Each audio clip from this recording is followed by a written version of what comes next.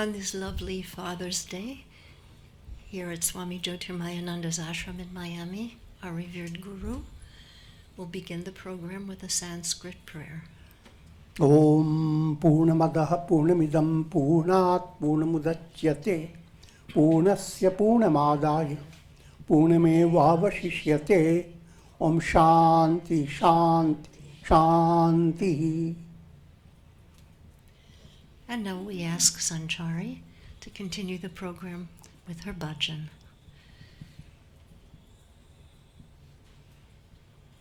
Hey Ram, Hey Ram, Hey Ram, Hey Ram, जग में साचो तेरो नाम, हे राम, हे राम, हे राम, हे राम. तू ही माता, तू ही पिता है, तू ही माता, तू ही पिता है, तू ही तो है राधा का श्याम. हे राम, हे राम, हे राम, हे राम. तू अंतर्यामी सबका स्वामी, तू अंतर्यामी सबका स्वामी. तेरे चरणों में चारों धाम. हे राम, हे राम, हे राम, हे Ram.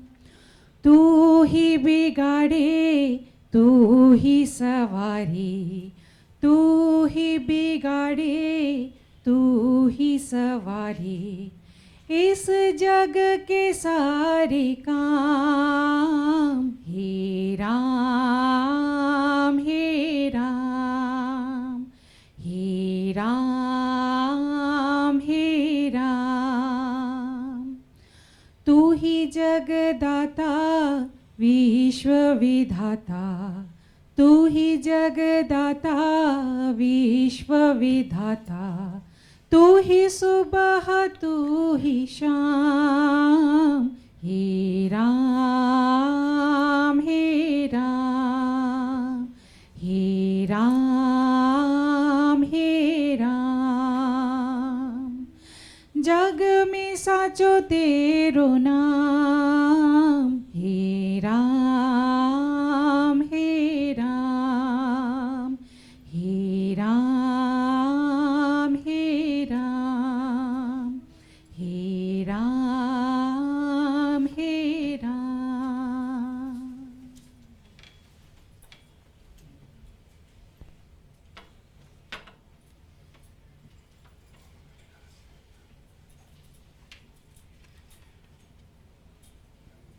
We are recording from the ashram of our revered Guru, Pujya Atman Sri Swami Jyotirmayananda in Miami, Florida.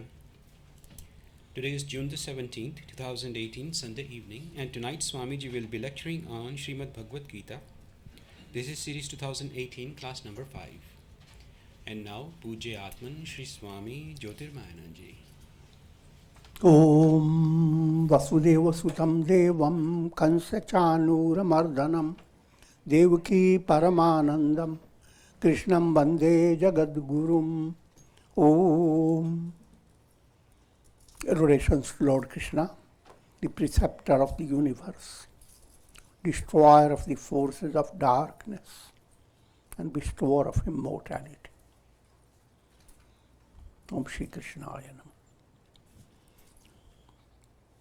Srimad Bhagavad Gita, in chapter 2, it's entitled Sankhya Yoga, Yoga of knowledge, but knowledge based on integral movement, complete knowledge, absolute.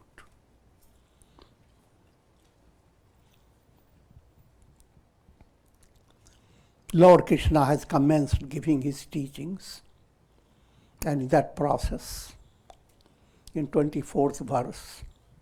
Achedyoyam adahyoyam akledyo shoshya evacha nityah sarvagatah shanu achaloyam sanatana.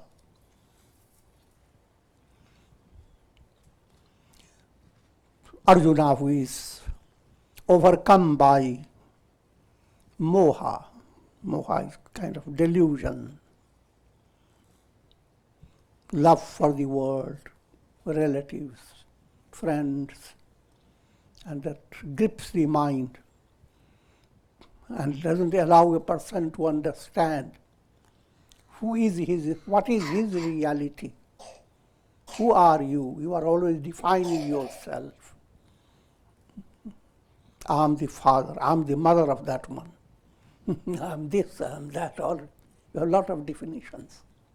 I am the owner of that big building.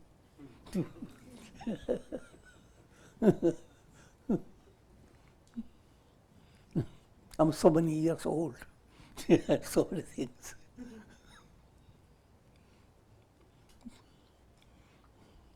And I have a whole biography, autobiography.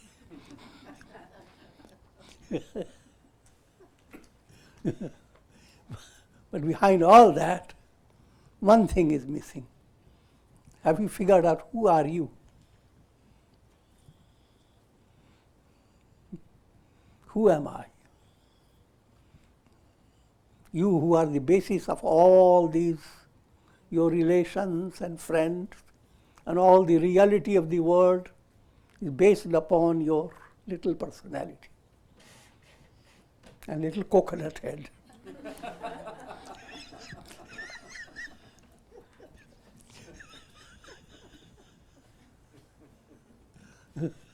But who are you?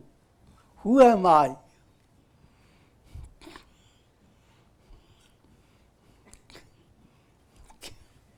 That's a simple but extremely profound. Simple, you can't live without it. The truth is always there with you. Profound, it takes a good movement, good insight to integrate your personality, to become in tune with cosmic plan, so in tune that all the world moves away. Because the entire world is like sun creating lots of illuminations. All the illuminations become your source of fascination in the early stage, led by Maya, illusion. The goal is how to get out of this mesh of all illusions and recognize I am the sun.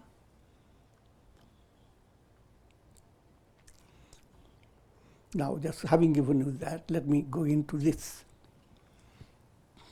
This verse says, the self is eternal, all-pervading, stable, immutable, and ancient. The self cannot be cut, burnt, drowned, or dried up. This is what everyone misses. What is this me? Me is the self, yourself. Yourself and the self of all, the self is the common denominator. The sun is the reality behind all the variables created by the sun, if you have mathematical mind. Behind all things that are variables, one thing is absolutely pakka, perfect, secure, the self.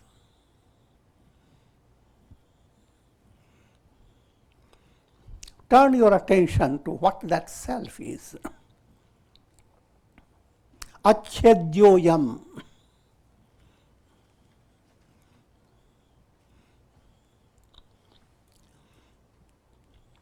Achedya means it cannot be pierced.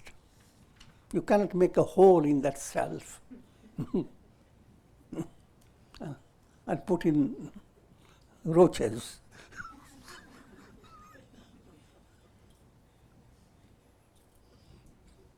There's no room that the self can allow. You cannot bring in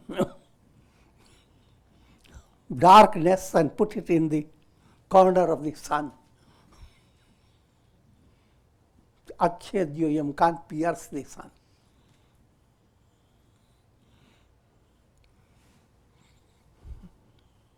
Adahayoyam. You cannot burn the self. All things get burnt up with big fire. Even big planets get consumed by fire. The self cannot be burnt up.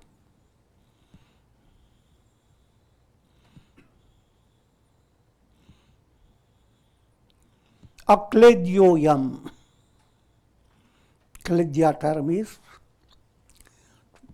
drowning. Put the self in and dump it into mud. The self cannot be brought into a marshy state and be drowned in it.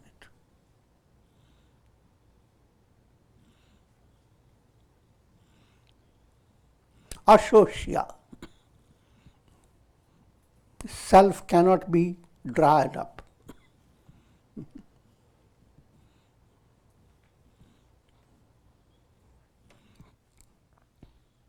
These terms are meant to become like mantras, to meditate upon. Use those words and allow your mind to be fascinated by them. Achedyoyam.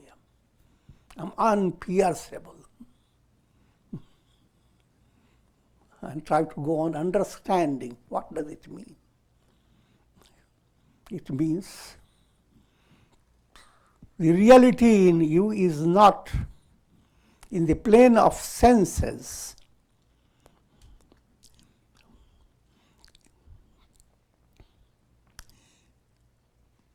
You are not aware of your reality. Reality is pure consciousness. First point to understand, awareness is the same. But when you are awake, you are aware of time, space, causation, your body, and many other things, all this world. In dream, all this awareness moves away. But you are aware of something like a mirage. And it doesn't matter, you don't question it, you are aware of that. And when you sleep, all this moves away. What are you aware of? On waking, when a person asks, where were you? I was asleep. How was it? Oh, I don't know. I don't know anything. In sleep, you are aware of your ignorance, avidya.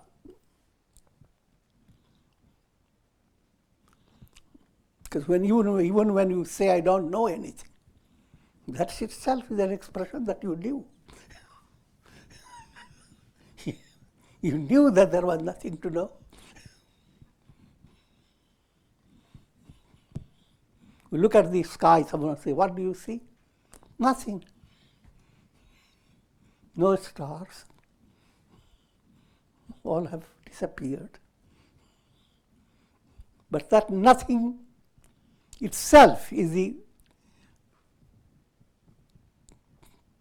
a profound reality that you are seeing, which brings out stars, sun, moon, In other words, put it in a more simple way, all that a person experiences in waking state and in dream state, they are all extensions of ignorance. But one does not gain insight into it. That requires very profound level of a thinking mind.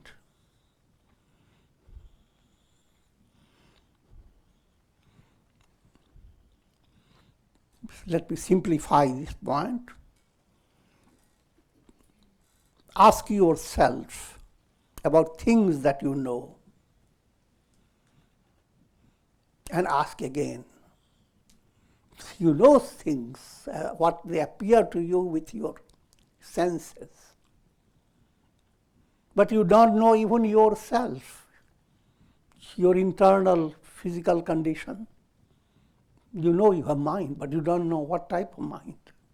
What troubles do you have in your mind?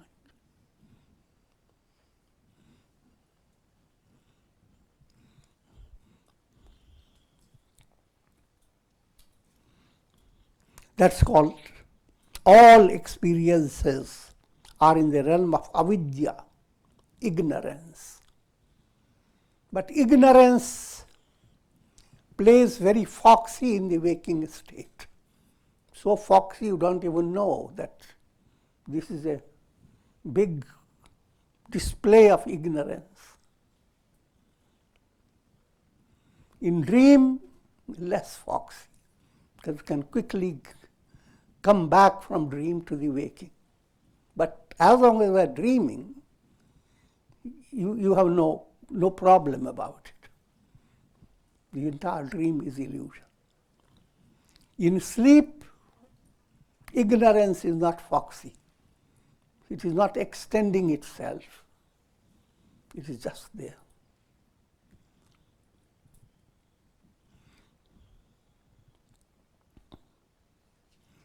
That itself is a profound topic in Vedanta.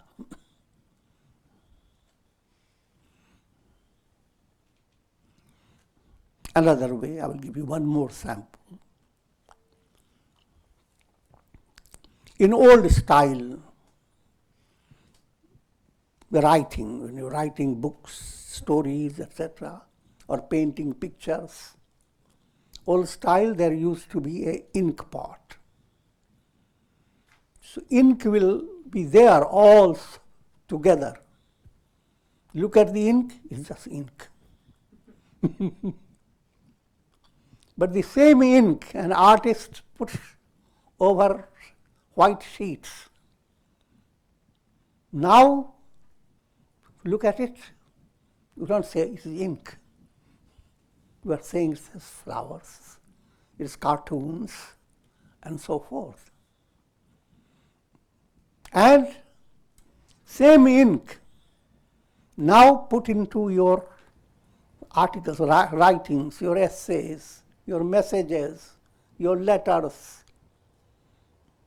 and it brings about millions of words, palabras.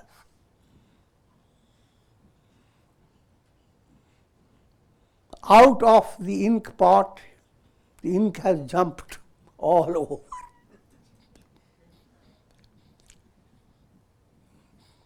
And created all types of meanings and experiences. In sleep, all that ink jumps back into the pot.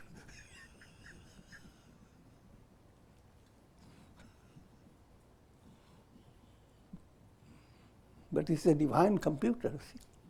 With one moment, the whole topic or article comes, a whole file or a folder comes to you. In another moment, the whole thing dumped.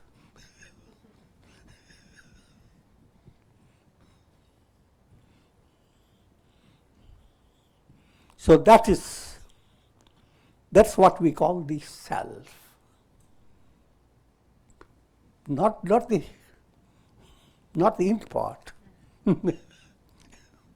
But that white sheet on which all this ink creates all the magic. Ink is ignorance. The white sheet is symbolic of your pure consciousness. I am that am I. That's the, all religions have that focus. That's God. Absolute. And that's what every soul is.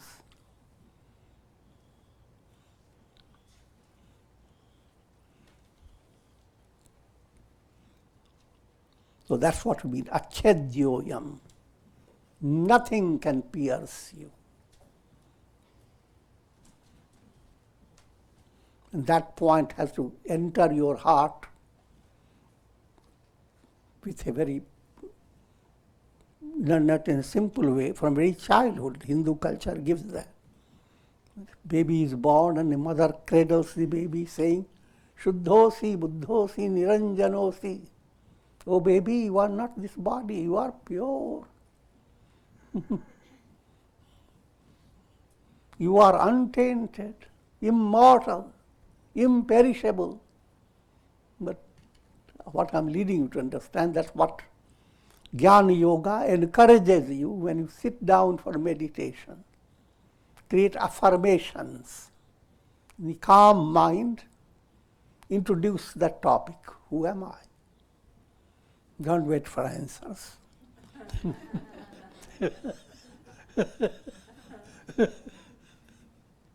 Begin to assert.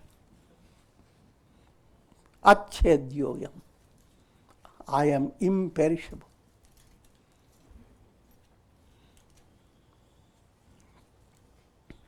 Adahyoyam. I cannot be burnt. I cannot be dried up. All these are allegorical way of saying all the adversities, turmoils, miseries, all cannot destroy you. First point, be settled with that. Then we start dealing with your troubles. First be settled. They are not going to destroy. But from practical point of view, to the extent you are involved with the practical world, try to find out how can you deal with a situation. And there comes a whole philosophy of integral yoga.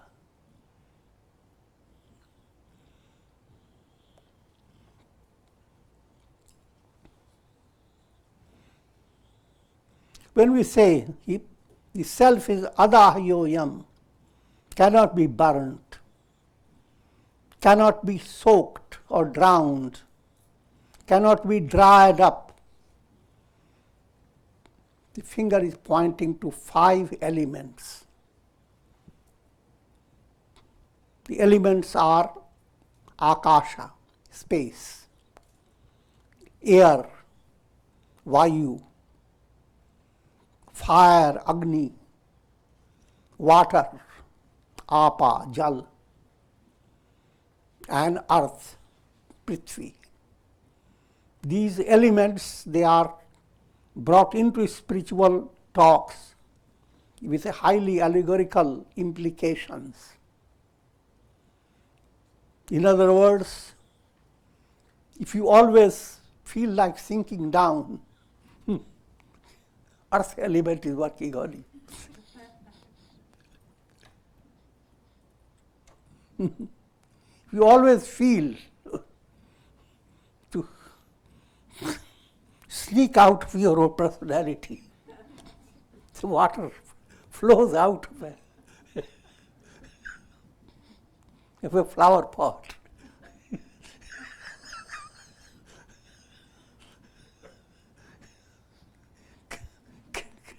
Creating attachments. There's a water aspect of your personality. And fire is easy to understand. You become fiery, angry, irritable. And wind, mind becomes so distracted, doesn't know where it is.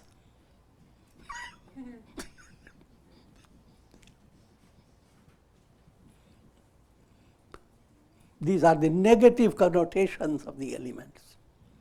The elements have positive and negative connotations. And then wind also breaks down no matter what stability you had gained. One big wind comes and breaks it out. And akasha, a sense of losing grip over your mind, developing a sense of void. Mind just suddenly becomes lost, called wonderstruck. That lightning struck.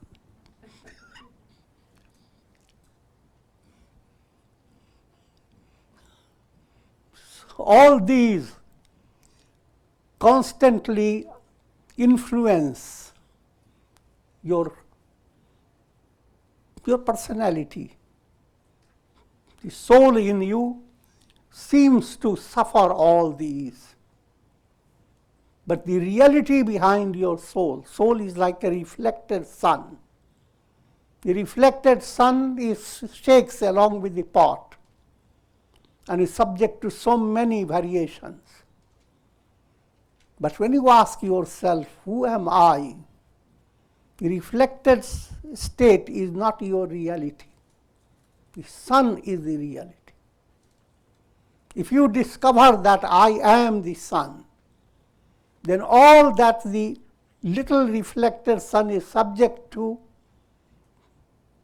they don't apply with the sun. In other words, reflected sun can be shaken, can be put into turmoil. But in spite of all that is happening in relation to your mind is like water. The reality is unchanging, immutable, unwavering. So that point has to enter the mind.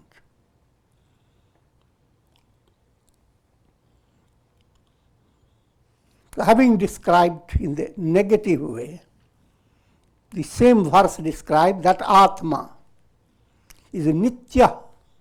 Nitya means eternal.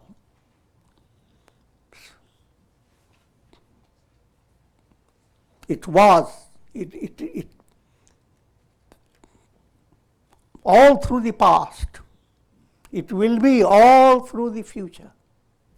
It is the reality in the present. That again is a mental way of describing it.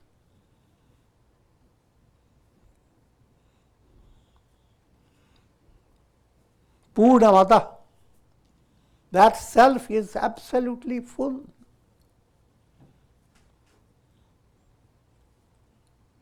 Sarvagata, another word, sarvagata, means that self is all permeating. How permeating? Kana kana mein, in every particle. Ram, kana kana mein Ram bhara hua. God is permeating every particle, every atom, every molecule. That again is allegorical. There is no need to permeate.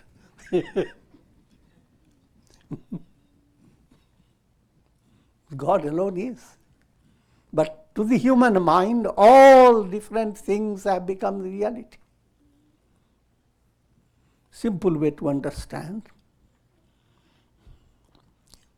Your consciousness, waking consciousness, when you are going to sleep, that consciousness permeates all your dream world. How big is the dream world? As big as this world. And every particle of the dream world is nothing but your own consciousness. good and bad. Wonderful peacocks dancing in the dream, your consciousness. Wonderful roaches encroaching every part of your house.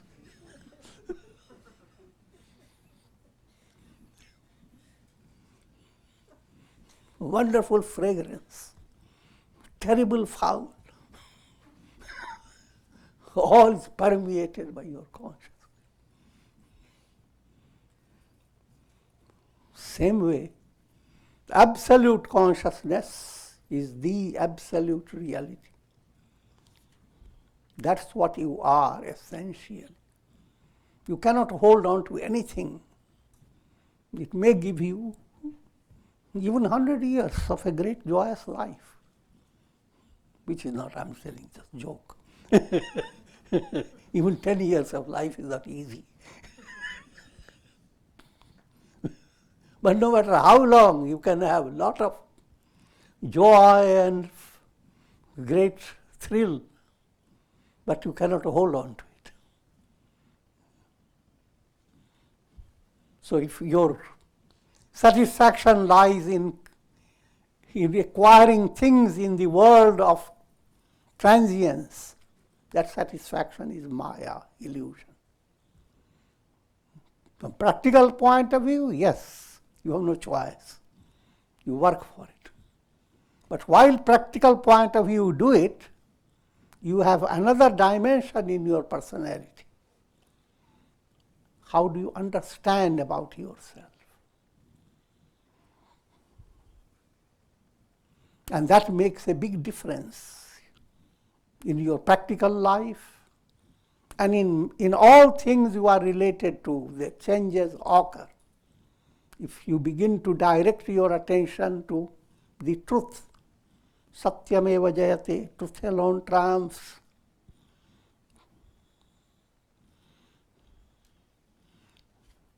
So that's self, Nitya, eternal, Sarvagata, all permeating, Sthanu, absolutely fixed.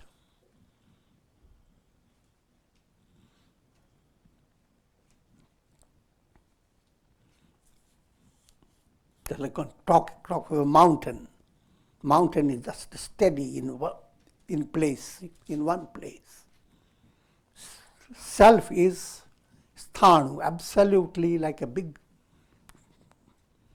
boundless type of mountain.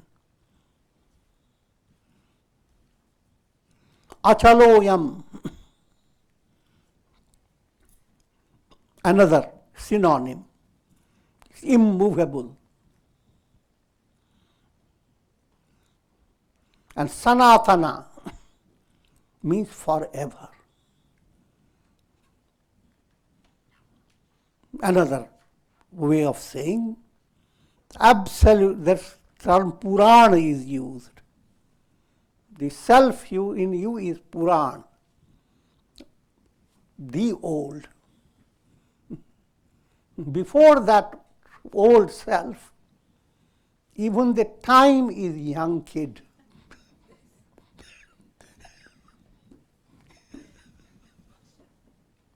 So old that even before time was born, you were there.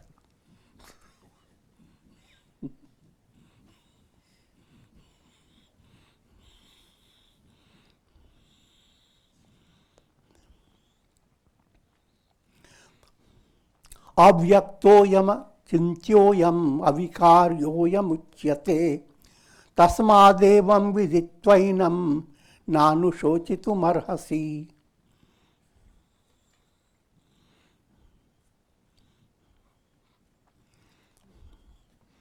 The self is said to be avyakta, non-manifest.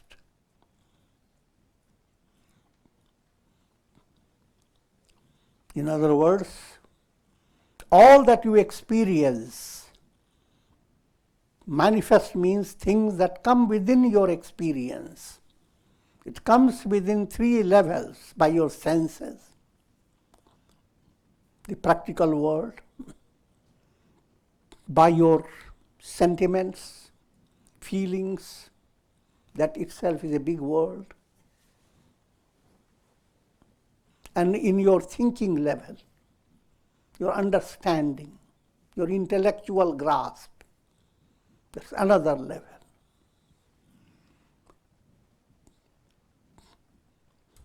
Things seem to be grasped in through these three levels.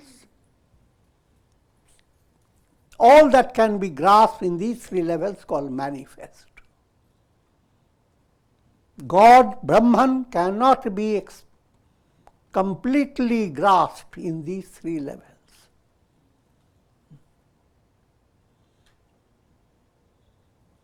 Sun cannot be grasped by illuminations. The screen of the show, cinema show, cannot be grasped by projections.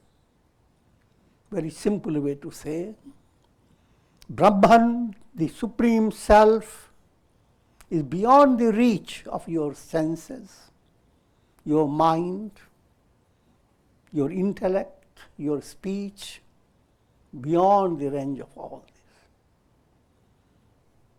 And yet, as you study scriptures, a subtle channel is generated by your sadhana. And when you come to know Brahman, that knowledge is just like, think of a cloud that wants to know the sun. It takes time, it has completely covered the sun. But then, as time passes, it does some sadhana. A ray of the sun begins to pass through it. The moment the ray has started, the cloud has developed a different fascination. It begins to see how good I look. It should be gooder. So let's get more rays. And it begins to dance, shimmer. And so much so it just forgets what the project is. Whole cloud dissolves. That's the description of enlightenment and Videha Bhukti. Enlightened in your body, still the cloud is there.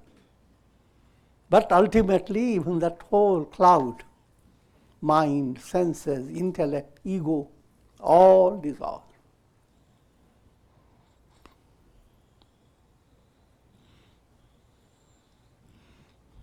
So that's what whenever we say avyakto, unmanifest, achintyo cannot be brought in the realm of your thinking.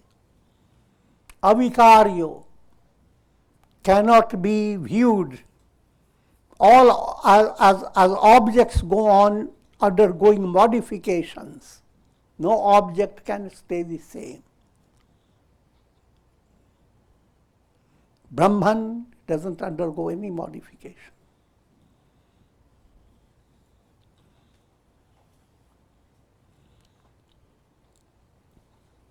Milk becomes curd. Your furniture gets termites. Your own person don't have to go far and wide. You are subject to so many changes. But that is not so in the deepest level.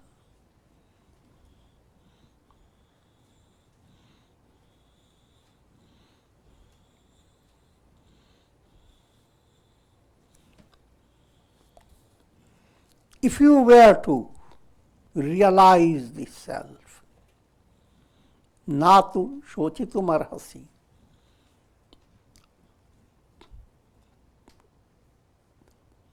there will be no grief. There will be no place for grief. In brief.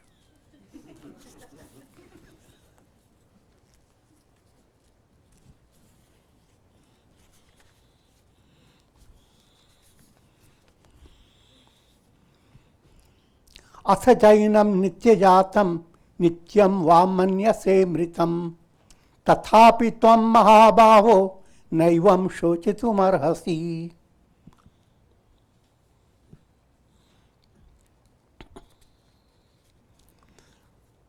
O great armed Arjuna, even if you consider the self to be subject to ceaseless births and deaths, you should not grieve. Now it relates to different views about the soul,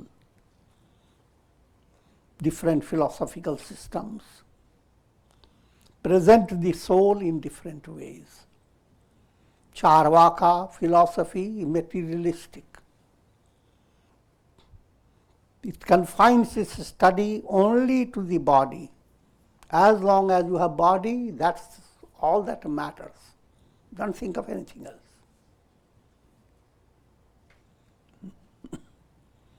And therefore, keep your body comfortable. And it's very pleasing to the masses. It's called charuvak. It's a beautiful word.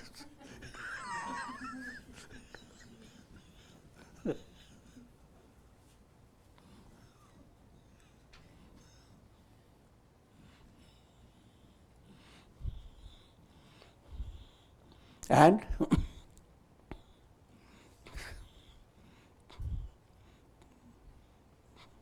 from Buddhist philosophy comes Shunyavad. All that you experience in the world is zero, nothing. Then what is my Atma? Yes. The Atma that you have is constantly changing. What you are being pointed out, your Atma is your intellect.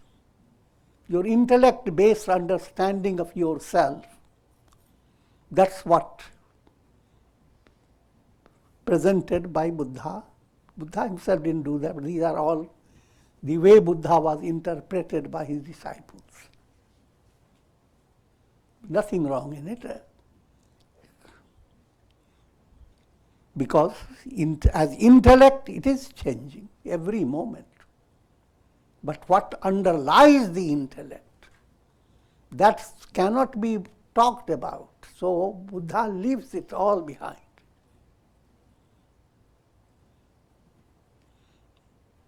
Therefore, general masses get different views. Body is the Atma. Why they are talking about all those nonsense? I have no body, I'm finished.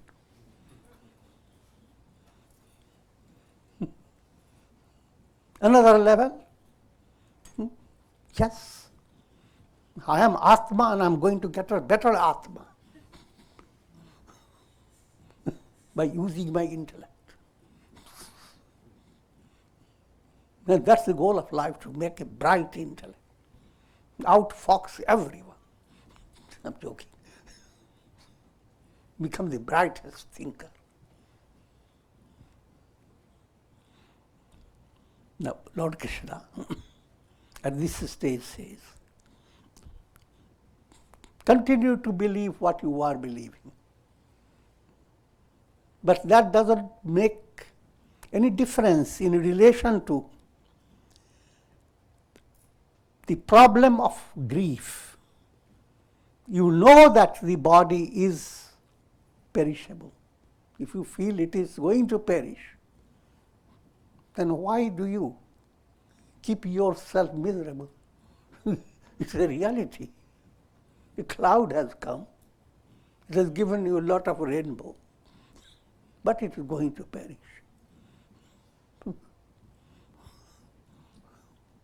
Why grief?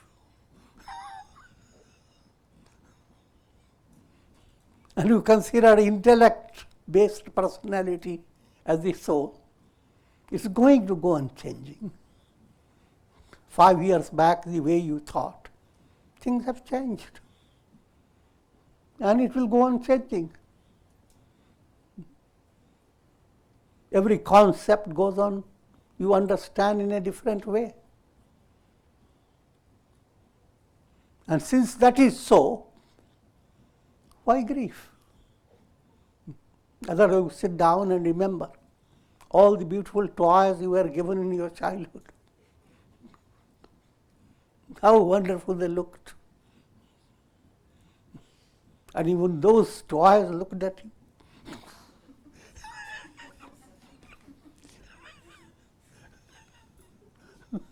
Now, I'm gone, all. Nothing like that. Grieving. Why grieve? You are born as a child. You know you have to grow up. And will not stay in the level of. So, two ways of allowing your mind to move away from grieving. Grief should not become, grief should be brief. It should not dominate your personality.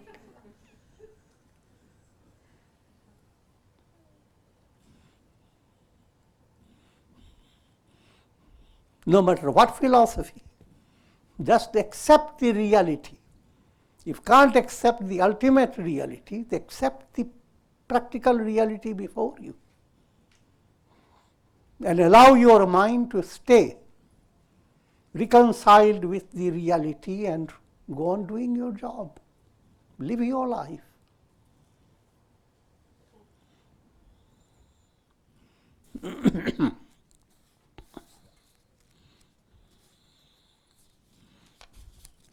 Twenty-ninth.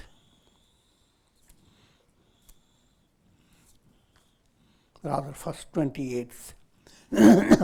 Avyaktadini bhutani vyaktamadhyani bharata avyakta nidhananyeva tatra ka paridevana.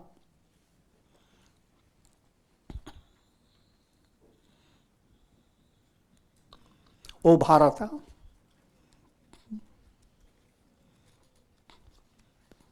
those bodies consisting of the elements were not visible before birth.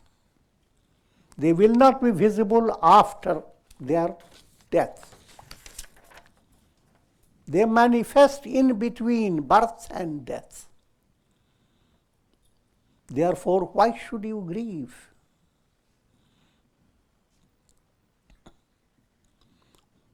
It's a subtle way of giving the idea that anything that didn't have a past, that which didn't exist in the past, and that which will not exist in future, is not a reality. It is somebody has put you under some magic.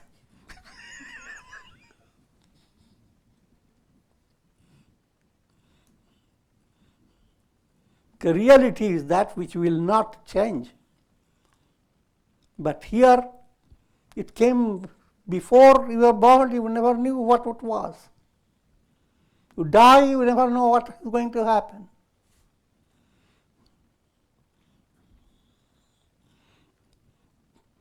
Therefore, what you think you are today is not a healthy knowledge. Because first you don't know where did you come from, how suddenly you came, just dropped from nowhere.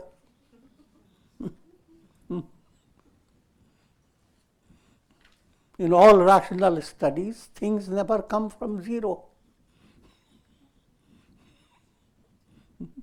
Nothing can come out of nothing. And you can't just, things that are substantial, they can't just get into nothing. There's no mathematics, no study in any level that can allow you to develop that idea that anything can simply perish.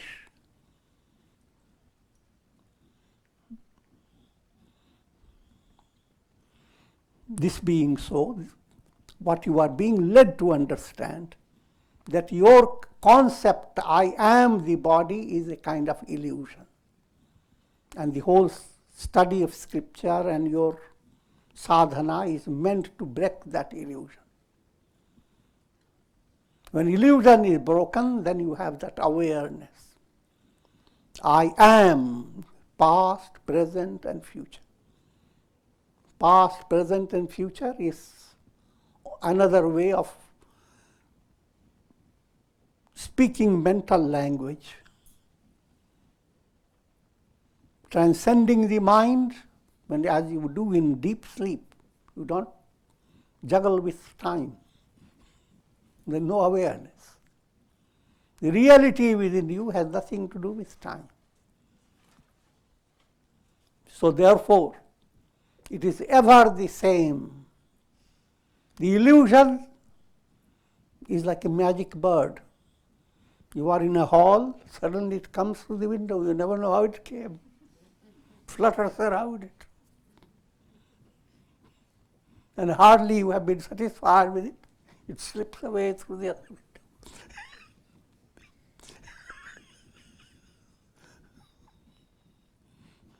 That's human life. The reality is not confined to your human life. That type of understanding has to enter. I am not the perishable personality confined to time and space. I am that. To help this matter easier, I am in the hands of God. I am a ray of God.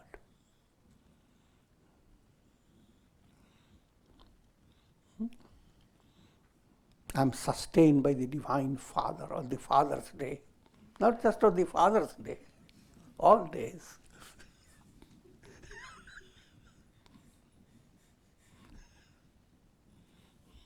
So celebrate Father's Day every day.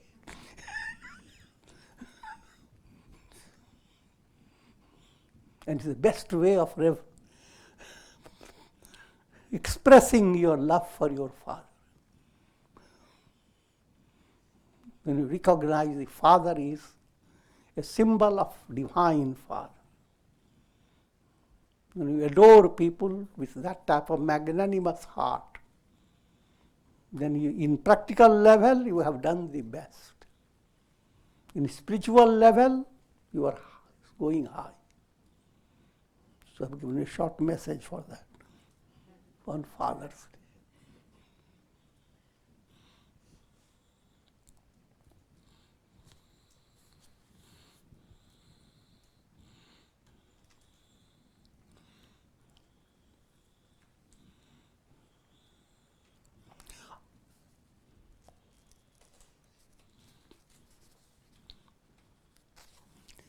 आश्चर्यवत् पश्यति कश्चिदेनम् आश्चर्यवद् वदति तथैव चान्यः आश्चर्यवत् चैनमन्यः शृणोति श्रुत्वाप्येन येनं वेद न चैव कश्चित्.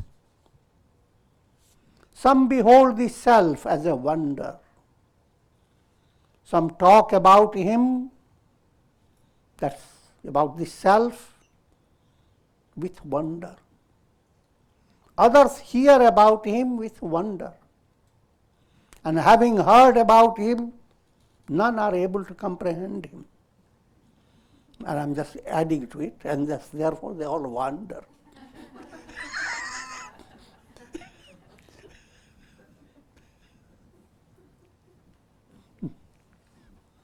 We'll go into more explanations next time.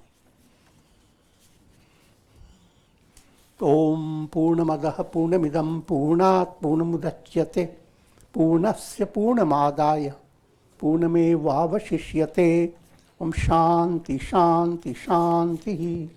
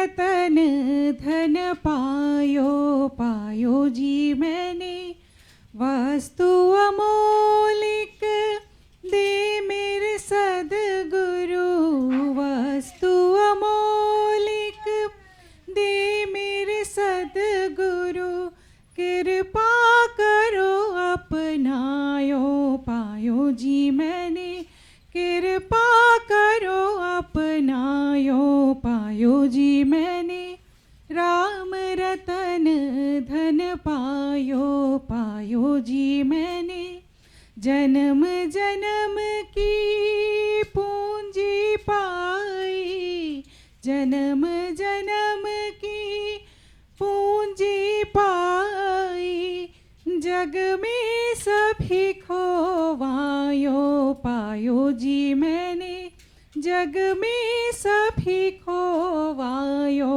पायो जी मैंने, राम रतन धन पायो पायो जी मैंने, खर्च न खूटे चोर न लूटे, खर्च न खूटे चोर न लूटे, दिन दिन बढ़त सवायो पायो जी मैंने, दिन दिन बढ़त सवायो पायो जी मैंने, राम रतन धन पायो पायो जी मैंने, सत की नाव खेवटिया सतगुरु, सत की नाव खेवटिया सतगुरु, भव सागर थर आयो पायो जी मैंने, भव सागर तर आयो पायो जी मैंने, राम रतन धन पायो पायो जी मैंने, मीरा के प्रभु गिरिधर नागर, मीरा के प्रभु गिरिधर नागर, हरक हरक जस गायो पायो जी मैंने, हरक हरक जस गायो पायो जी मैंने, राम रतन धन पायो पायो जी मैंने, राम रतन धन पायो पायो जी मैंने, राम रतन धन पायो. Very beautiful. We thank you.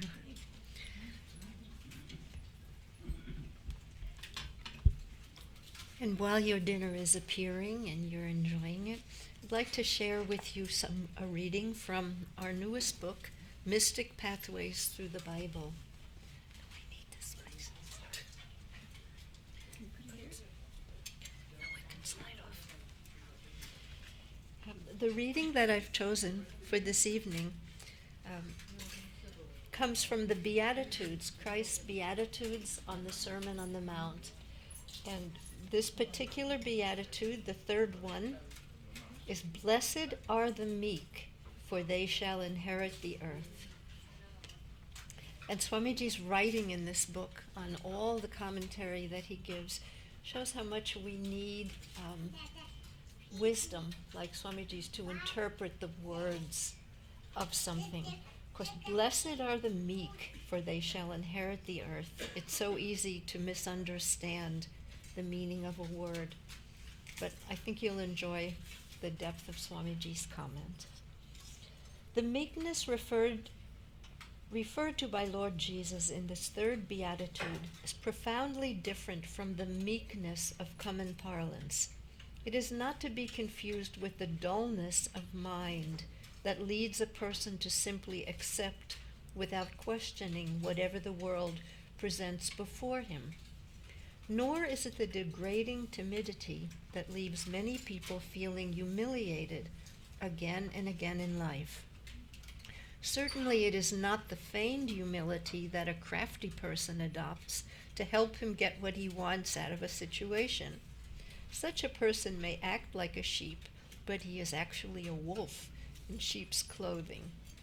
The blessed meekness praised by Lord Jesus, is a state of advanced personality integration in which one is so profoundly in tune with cosmic will that he has no need to constantly assert his ego. Ever guided by the divine hand, he carries out the will of God with total surrender, with the innocent meekness of a sheep driven by the great shepherd, God, the divine self.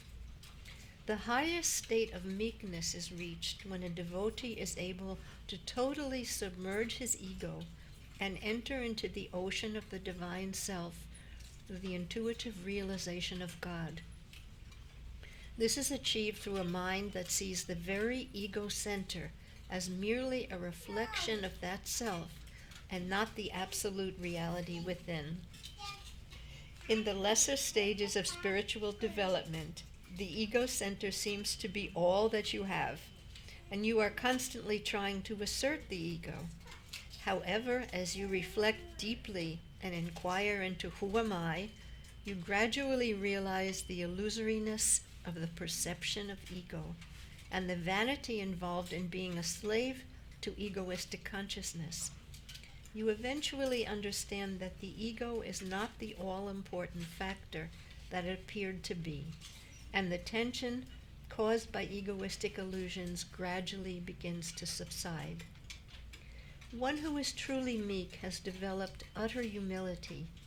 You become a flawless instrument in divine hands, without ever egotistically taking the credit for the miraculous results achieved by the cosmic will working through you.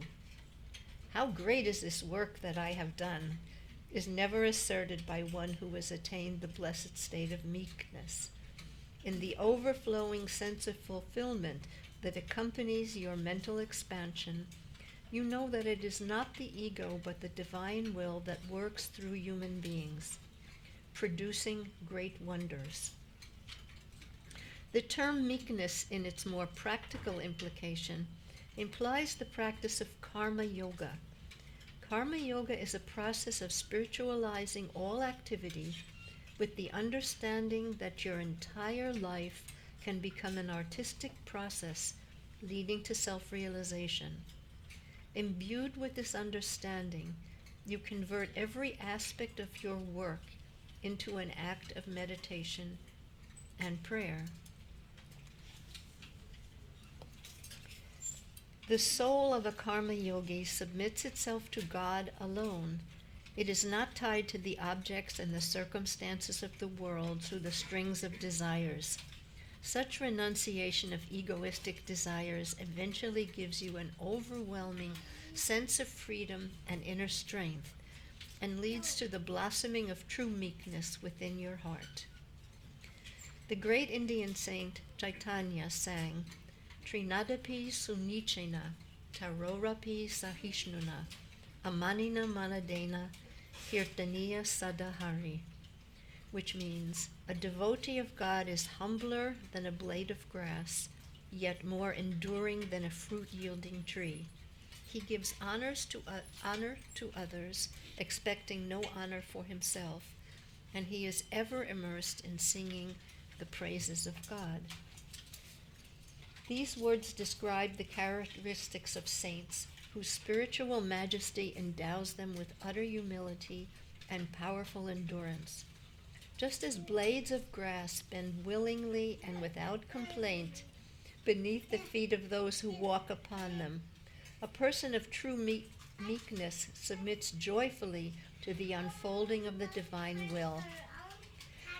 Just as a mango tree gives its sweet fruit to a child who throws stones at its branches, or a sandalwood tree emits its exquisite fragrance to the very axe with which it was struck, a person of true meekness radiates a spontaneous tolerance and endurance under all circumstances.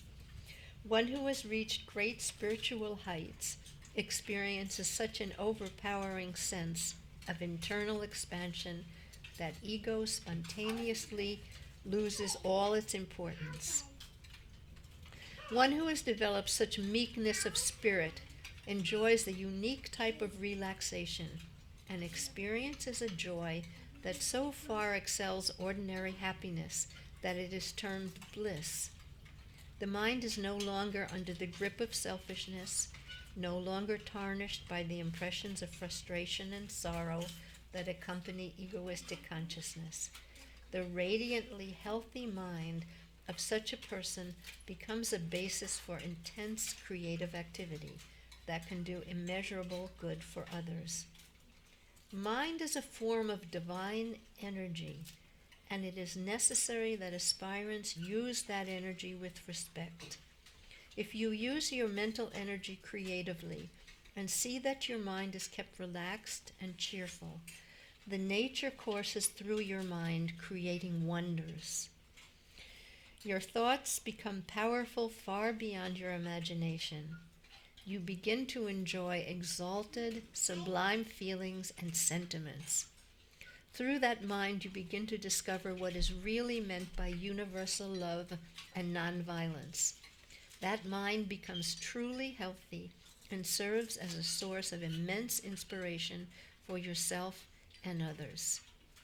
When you develop your mind in this way, it is permeated by the blessed meekness referred to by Lord Jesus, and you inherit the earth. You become the master of all the circumstances, conditions, and developments within the material world around you.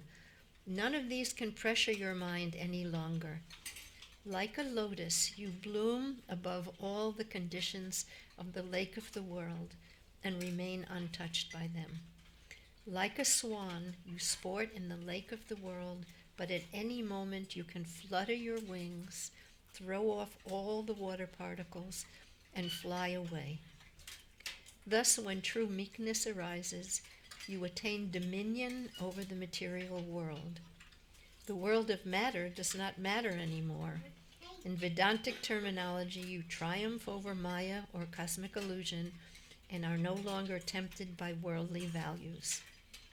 The abundance of the earth is for those who are desireless, not for the man with desires. When a person approaches the objects of the world with desire, he becomes a slave to them. The objects begin to shackle and overpower the person, and it becomes impossible for him to possess them in the true sense. But in the state of true meekness, the soul reaches out to God alone. It is not tied to the objects through the strings of desires. Therefore, it recovers its mastery over the earth. It rules matter, it commands circumstances, and it acquires a supreme victory that echoes with an immeasurable sense of inner triumph. Spiritual movement is a heroic movement, and one who has attained spiritual realization is like a mighty king. Lord Jesus was so feared by the rulers of his time because he was said to be a king. In fearing worldly competition, they did not realize that he was not the king of this earth, but the ruler of the promised land of divine consciousness. Like the blessed meek of this beatitude, Jesus had inherited the earth. He had triumphed over the world of time and space and become the emperor of emperors through the miracle of divine communion.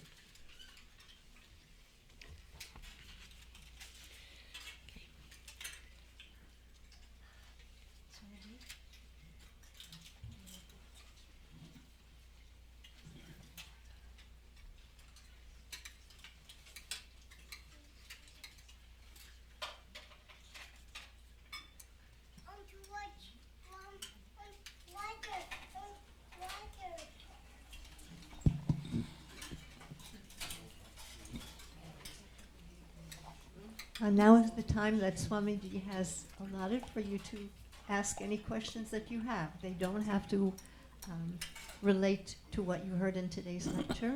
It can be any spiritual questions, any practical questions applying the teachings in your life, any questions that are of value for you. We ask only that when we pass you the mic that you speak into the end of the mic, because that's our best way of hearing what you're saying. And don't be shy. Every question is of great value to all of us. So please raise your hand if you have a question and we'll pass you the mic.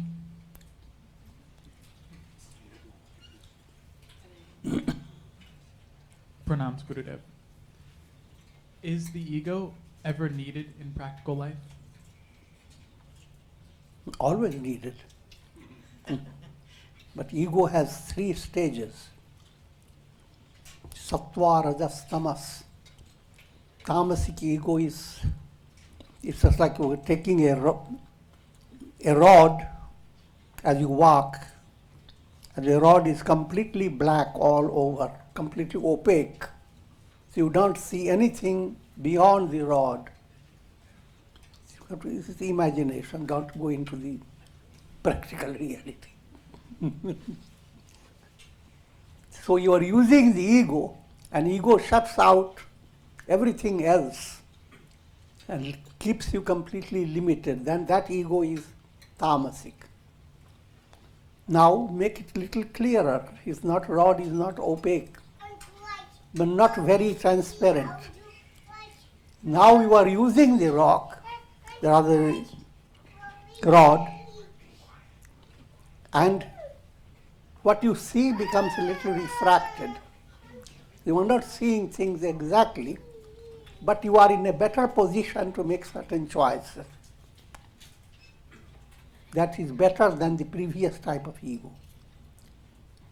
And comes to 3rd level, it's completely transparent. So you are not seeing the ego, you are seeing all that around.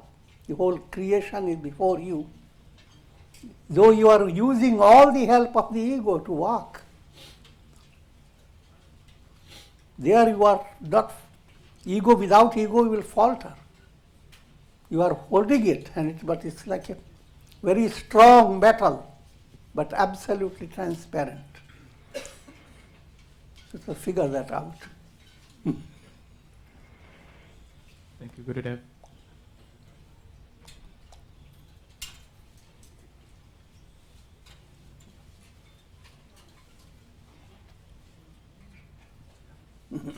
Swamiji, what is the fact of fear? Fear itself is a fact. Yes, that. Can you develop a little bit more the fear fact?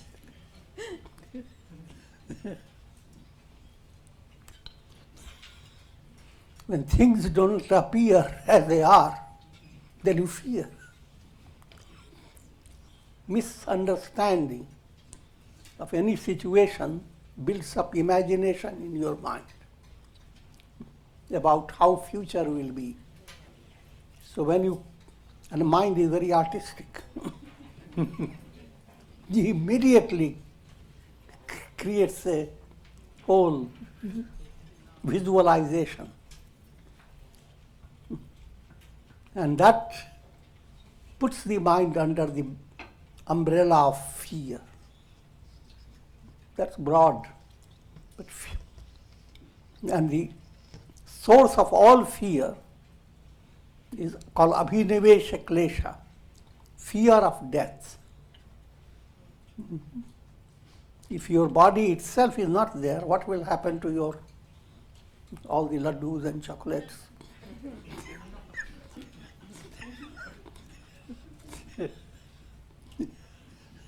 So there is constant instinctive fear of losing the body. That becomes nucleus, the center of all types of fear. And that's the big psychological matter. From practical point of view, every type of fear has its own story. But source of all fear is fear of losing your personality. And behind that is ignorance. The body is not you. Think of a reflected sun in a jar. Looks at the jar and jar seems getting older. Any time it can be broken. And the reflected sun develops terrible fear. What's going to happen to me? I'll be shattered without this jar. As long as that type of misunderstanding is there, fear will be there. It coincides with your ignorance. But when you develop that knowledge that even though you are there within the jar and dependent upon the water and all that, in reality you are not there, you are with the sun. Sun is your essential nature. But before you build up that much stage, that level, bring to your mind that you are supported by God, and God is the ruler over your fear, no matter whatever fear you have. The moment Lord Hari shows his cane, fear runs away. Build up that type of movement called bhakti, devotion. Surrender to God and do everything that helps you to do serving others, being good, do good. And as you go on building up that, old habit of fear will come, but that will not shake you. It will simply tickle you a little. Until fear becomes a myth. But that's the highest level. No matter what happens, fear is not a reality. I asked a question because someone asked me for that. No, it doesn't matter. So who else? There's no need for a history behind it. Thank you, Swamiji. Yeah. Thank you.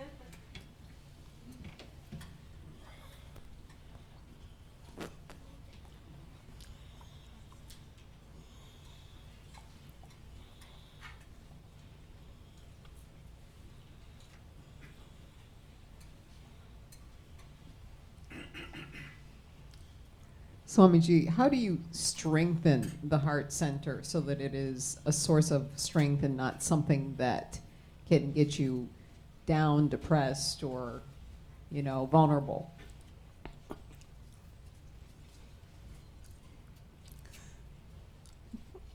First point, faith is the source of all this strength. But faith in God has its own evolution. It should not stay in an elementary level. Faith should become awakened. And that happens when you are involved with a positive way of life, integral yoga. As you do, you come to discover that there is something that you don't understand but is there behind you, a power that can correct things, and you develop more awareness of that power, that you do not let your mind just sink in gloom. Even though it may sink, but it should not become completely dismantled. So as it goes on, that's called virya, shraddha, virya. Then mind has a kind of a different type of recall process. You begin to recall all the blessings you have enjoyed. You look at your life as a kind of a divine grace, act of grace. Wonder. Behold, consider the lilies of the field. How do they grow? You are not any different from any lily.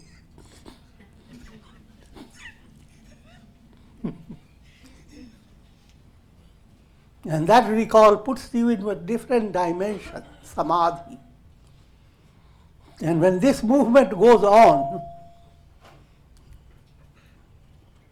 then you have no problem. All problems move away. So the idea is the inner strength You can go on securing by your japa, your meditation, your good deeds, in brief, integral yoga. And it will have its challenges. You go into a study and you go on studying. You make changes day by day, but you have to have examinations, vocal and practical.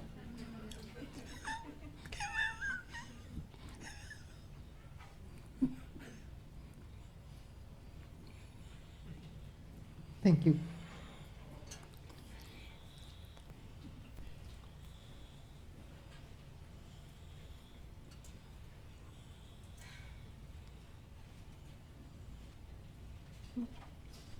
Okay.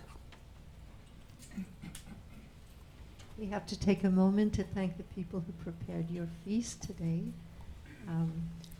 After spending 5 weeks in India, well pampered by his mother's cooking, Rajneesh has returned to pamper us with the mango yogurt and the rice pulao, his 2 specialties. And we thank him. And we thank Malini and her family from Texas for their loving, extensive preparation of the Anumata Paneer that you enjoyed today. And we thank Sumitra for the salad, and Neelakanta and Madhuri, who could not be with us tonight, provided the dessert for us, the key lime pie, and we thank them. Just for the benefit of those who are new tonight, quick review of the delights that are in store for you when you come during the week, besides on Sunday. On Tuesday and Wednesday, Swamiji lectures normally on Yoga Vashishta. Remember, this Tuesday will be a special lecture at 7:30 on Insight into Yoga in honor of International Yoga Day. And on Friday, Swamiji lectures on the Ramayana by Saint Tulsidas Ji at 7:30. On Saturday, we have pranayam at 7, and then Swamiji joins us at 7:30 for guided meditation. On Thursday night, although Swamiji's not with us, remember I mentioned before Swamiji came out this evening that there's a discussion group called a Wisdom Circle, and all people are invited to join in. They're sharing their ideas this particular Thursday, again on the subject of yoga and its application in our daily life. Normally the topic that people are discussing is the art of positive thinking. And plan ahead to be with us besides our never-ending blessings of weekly satsang. Next month, July 22nd on Sunday at 5 p.m. we'll be celebrating Guru Purnima. And that's a very special day here. It's a day to just open our hearts with gratitude for the teachings and presence of Swamiji and all the great masters that make our life meaningful. And I don't know how many people are receiving Swamiji's message. Supposedly 950 people now are receiving Swamiji's message at 6 a.m. on their phones, but we had a bit of a drama in the Twitter universe, Twitter mobile universe, where many people lost the message. So we're still hoping that will all get resolved. If you have a Twitter account, which you didn't need before for this, you can always get Swamiji's messages through the Twitter account, and then you can retweet, and more people in this Twitter universe will know that Swamiji exists. The Twitter apps, I'm told, are free, and you don't have to give too much personal information. So one way or another, get Swamiji's message. It's the best way to start your day. And we'll ask Swamiji to conclude with prayer, and then we'll be receiving Kumkum blessing.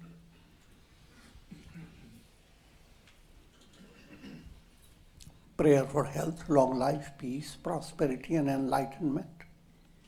Special prayers for all fathers. May all the divine blessings shower upon them, and they perform their cherished duty of leading souls under their care to enlightenment. and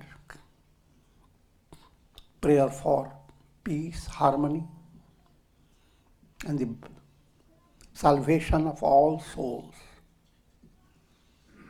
Om Triambakam Yajamahe Sugandhim Pushti Vardhanam Urvarukum Bandhanan Mrityor Mukshiyamamritat Om Sarve Bhavantu Sukhina Sarve Santu Niramaya Sarve Bhadrani Pashyantu Ma Kaschid Dukha Bhag Bhavet Asato Ma Sadgamaya Tamso Ma Jyotirgamaya Mrityor Ma Mritam Gamaya Om Purnamadaha Purnamidam Purnat Purnamudachyate Purnasya Purnamadaya Purnamevavashishyate Om Shanti Shanti Shanti.